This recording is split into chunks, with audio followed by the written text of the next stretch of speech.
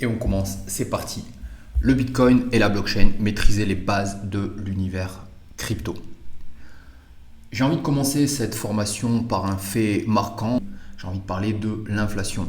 Et vous rendre compte de ce contraste. Si vous aviez 5 dollars en 1905, en tout cas 5 dollars de 1905, permettait à cette époque de mettre dans son caddie l'équivalent de 178,45 dollars d'aujourd'hui. Je ne sais pas si vous vous rendez compte. Avec 5 dollars de 1905, on avait un pouvoir d'achat équivalent à 178 dollars d'aujourd'hui.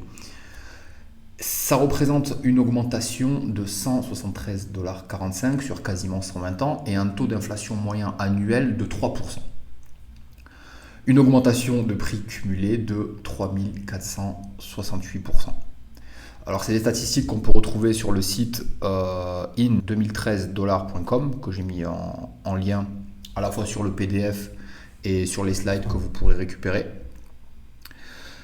Et ce que je veux dire par là, c'est qu'une personne qui travaille dur et qui économise du dollar, de l'euro, du peso, ou peu importe, une monnaie étatique qui n'est garantie que par la dette, je vais y revenir, perd de l'argent chaque année, perd 3%, 3%, 3%. Et dans la tête de la majorité des gens, c'est la meilleure des choses à faire de travailler dur pour un salaire horaire en général, de mettre ça de côté et de se dire ok, là j'ai des économies, je suis à l'abri. Mais en réalité non, parce que l'économie de l'autre côté, elle progresse, plus de masse monétaire est imprimée et votre part que vous avez économisée représente petit à petit une part beaucoup plus infime de la quantité d'argent total.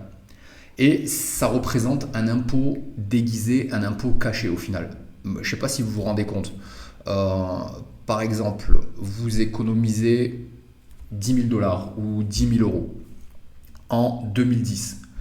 Et vous arrivez en 2020 et vous avez un projet avec ces 10 000 dollars, vous n'allez pas pouvoir acheter les mêmes choses en 2020 qu'en 2010. Et encore moins en 2024 et encore moins en 2030. Et c'est à partir de ce constat que l'intérêt du Bitcoin va venir. Et l'inflation est basée donc sur la dette. Je vais vous présenter une ressource en suivant. Et j'ai voulu illustrer cela par la sculpture que vous avez sur la diapo. Je vais vous la mettre en grand sur le montage de manière à ce que vous puissiez l'apprécier dans toute sa splendeur. C'est une sculpture qui date des années 1970 d'un article qui s'appelle Dwayne Hanson et qui s'appelle Supermarket Shopper, où c'est pour caricaturer, dénoncer la société de consommation.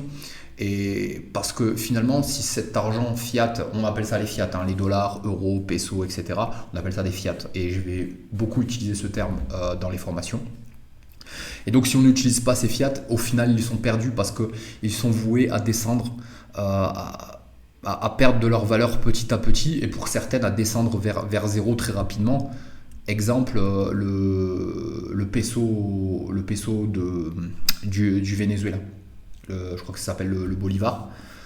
Ou alors au Zimbabwe, on trouve de l'argent dans les rues, sur les trottoirs, etc. Alors on n'en est pas là dans les sociétés occidentales, mais on perd beaucoup, beaucoup, beaucoup de valeur. Et une crise de 2008 qui n'a toujours pas été épongée, tôt ou tard, on tend à dévaluer ces monnaies. On tend à dévaluer ces monnaies et c'est pour moi important de le préciser avant de commencer cette formation. Et que vous vous rendiez compte que vous-même, vous vous rendez certainement compte que vous ne pouvez plus acheter les mêmes choses avec 20 dollars ou 20 euros. Vous ne pouvez pas acheter la même quantité de choses aujourd'hui qu'il y a 4 ans, avant pandémie par exemple. Donc c'est certainement ça qui vous a mené, en tout cas c'est ça qui doit vous mener à prendre des actions. Ok ? Alors, qu'est-ce qu'on va aborder dans cette formation sommaire? On va parler évidemment du Bitcoin. Qu'est-ce que le Bitcoin?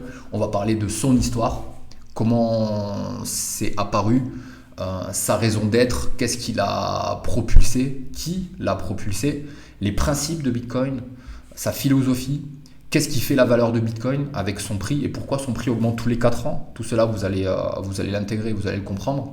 Ensuite, dans une partie 2, On va parler de l'aspect technique avec la fameuse blockchain, qui pour vous aujourd'hui ça sonne comme un nom peut-être un petit peu étrange, que vous avez entendu, et ça fera totalement sens une fois que vous aurez passé ce chapitre. Donc les principes de la blockchain, on parlera bien sûr de décentralisation, les modes de validation d'une blockchain. Alors vous inquiétez pas si ça sonne un petit peu compliqué pour l'instant, mais au fur et à mesure qu'on va avancer dans la formation, ça fera de plus en plus sens.